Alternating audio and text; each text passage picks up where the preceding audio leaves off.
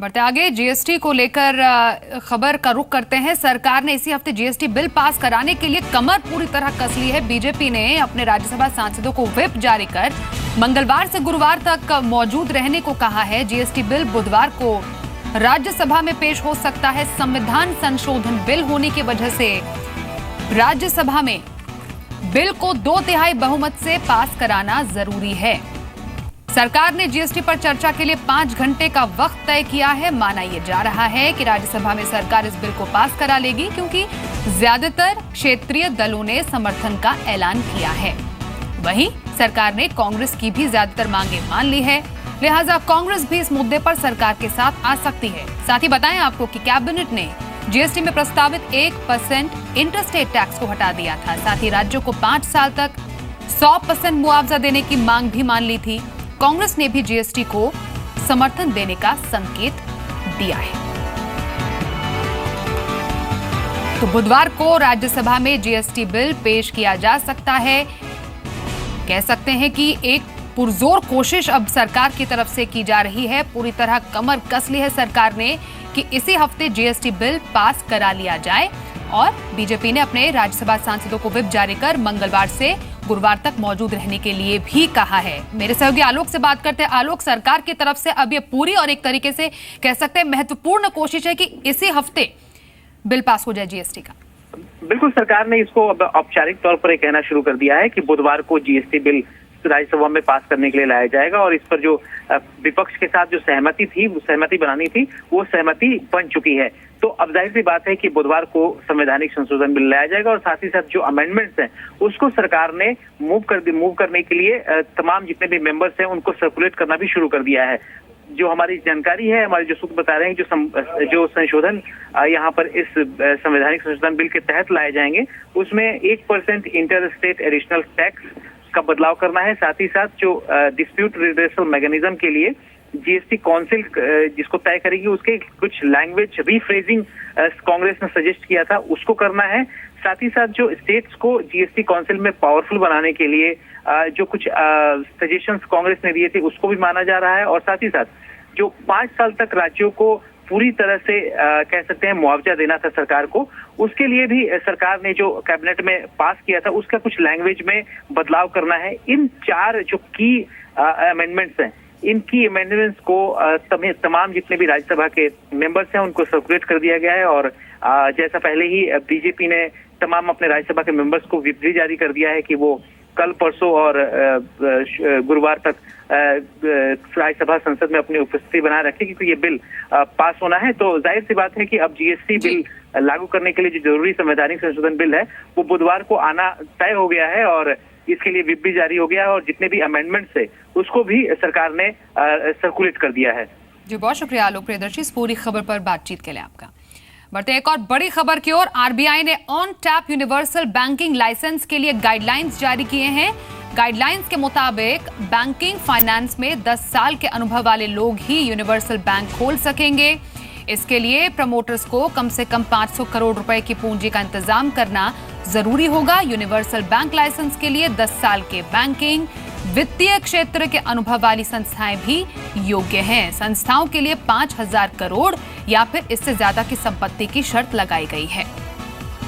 आय या संपत्ति का 40% हिस्से से अधिक नॉन फाइनेंशियल बिजनेस से नहीं होना चाहिए। कामकाज शुरू करने के 6 साल के भीतर बैंक की लिस्टिंग भी जरूरी होगी।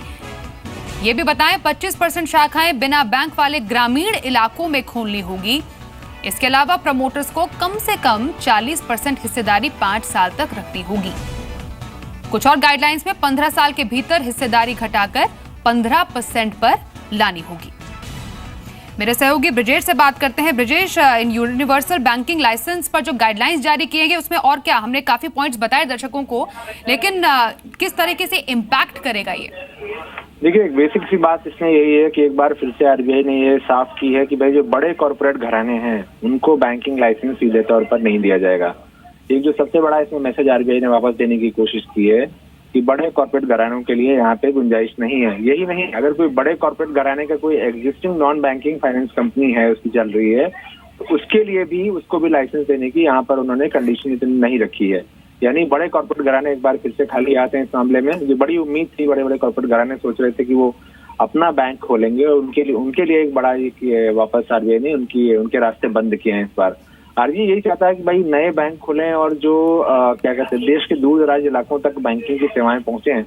और उन्होंने ये कंडीशन इस बार फिर से इसमें रखी है, जो गाइडलाइन आई है कि कम से कम 25% जो कि ब्रांचेज जो खुलेंगे वो ऐसे इलाकों में होंगी जहां की आबादी 10,000 से कम हो और वहां पर कोई बैंकिंग सेवाएं ना मिल पा रही हैं। तो कोशिश आरबीआई की यही है कि इंस्टेड की बड़े बड़े शहरों में ही बैंक खोल करके वहीं से अपना बिजनेस चलाएं, बैंक दूर दराज के इलाकों में जाएं जहां पर बैंकिंग सेवाएं नहीं हैं और उनको इस पूरे फाइनेंशियल सिस्टम से जोड़ें। खास तौर पर ब्रजेश सही में बड़ा कदम मान सकते, क्योंकि फाइनेंशियल इंक्लूजन के लिए भी काफी बड़ा स्टेप माना जा रहा है इसे। जी बिल्कुल आरबीआई चाहता ही यही है। और ये नए बैंकिंग एक चीज और भी है, ऑन टाइप लाइसेंसिंग का मतलब एक चीज मैं इसमें और समझाना चाहूंगा। ये जो आरबीआई का कॉन्सेप्ट है ऑन टाइप लाइसेंसिंग का, उसमें सबसे अच्छी बात ये है कि पहले ये होता था कि हाँ जी बैंकिंग लाइसेंस के लिए 5 साल बाद, 8 साल बाद, 7 साल बाद कोई मियाद तय नहीं होती थी कि वो नए बैंकिंग लाइसेंसेस के लिए अर्जियां खुलेंगी।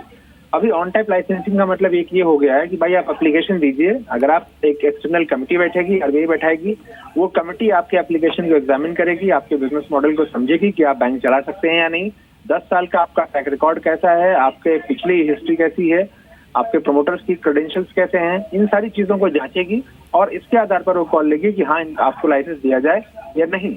अभी तक क्या होता था कि 5 साल, 8 साल बाद, 7 साल बाद, 10 साल बाद एक खुलता था कि हाँ जी अब बैंकिंग लाइसेंस के लिए मौका खुल रहा है, आप अप्लाई कीजिए। अभी एकदम है, आप एप्लीकेशन दीजिए, अगर लगता है आरबीआई को सब कुछ ठीक है तो लाइसेंस मिल जाएगा, आप ऑपरेशन शुरू कीजिए। ये एक आरबीआई की ओर से जो माइंडसेट का चेंज है, ये बड़ी बात है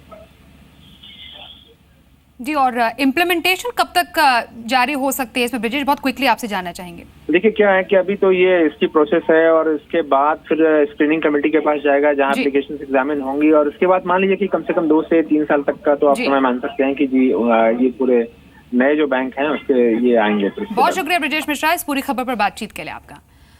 चलिए बढ़ते अब आगे। मॉनसून के मोर्चे पर अच्छी खबर आई है। मौसम विभाग ने ताजा अनुमान जारी करके कहा कि अगस्त सितंबर में भी सामान्य से ज्यादा यानी औसत 107% बारिश होगी, इसमें 8% ज्यादा या कम हो सकता है। इसके अलावा अगस्त के महीने में 104% बारिश की उम्मीद जताई गई है, इसमें 9% से कम ज्यादा बारिश हो सकती है। पूरे सीजन में 106% बारिश के अनुमान पर मौसम विभाग अभी भी कायम है।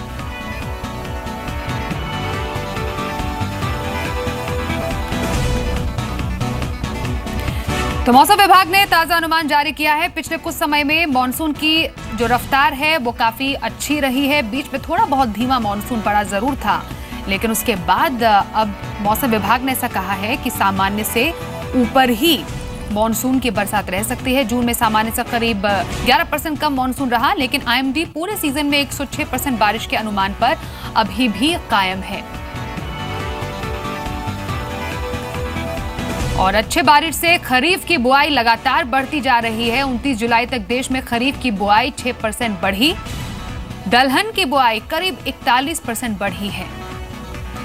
चलिए मॉनसून के बाद अब एक और बड़ी खबर का रुख करते हैं। बॉम्बे हाईकोर्ट से एफटीआईएल को राहत मिली है। बड़ी खबर इस वक्त यही है कि एफटीआईएल को राहत मिली है। ईओडब्ल्यू ने कंपनी के खातों को पिछले महीने दरअसल फ्रीज किया था और उसके तहत ही बॉम्बे हाईकोर्ट से एफटीआईएल को राहत मिली। आपको याद दिलाए, ईओडब्ल्यू ने पिछले कुछ समय पहले ही सैलरी, लीगल और कंपनी के जरूरी खर्चों के लिए जो खाते थे उनको जो सील किया था वो एक बार फिर से खुले हैं। तो एफटीआईएल को बॉम्बे हाईकोर्ट से एक बड़ी राहत मिली है। ये इस वक्त की ब्रेकिंग न्यूज हम आपको बता रहे हैं। इस पूरे खबर पर सैलरी, लीगल और कंपनी के जरूरी खर्चों के लिए खाते फिर से खुल गए हैं।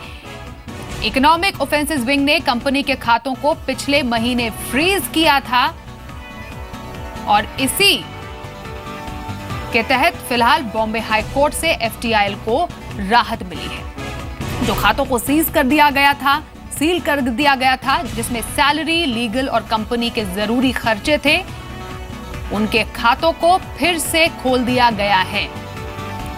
और ईओडब्ल्यू की तरफ से जो कंपनी के खातों को पिछले महीने फ्रीज किया था वो डी फ्रीज कर दिए गए हैं।